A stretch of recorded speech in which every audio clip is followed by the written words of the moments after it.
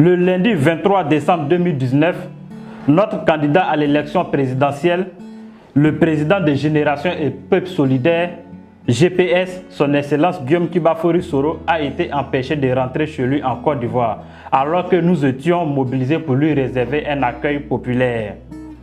Ce jour-là, plusieurs cadres des partis et politiques et mouvements, membres de GPS et 5 députés de la nation ont été arrêtés. Le procureur de la République, évoquant le flagrant délit, a retenu divers chefs d'accusation aux contours tout aussi flous que ridicules. Trouble à l'ordre public, diffusion de fausses nouvelles, atteinte à l'autorité de l'État.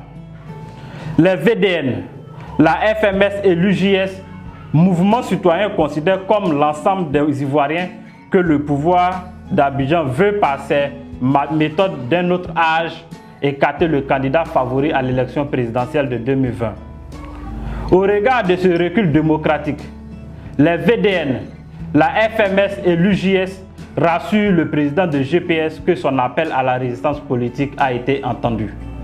Lui rendre hommage pour avoir maintenu sa candidature à l'élection présidentielle malgré les machinations à son encontre.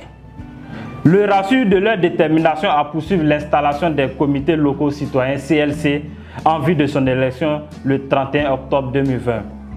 Ces mouvements s'indignent en effet de constater que l'acharnement politique contre le candidat du GPS n'épargne plus ses parents biologiques, fussent-ils humanitaires.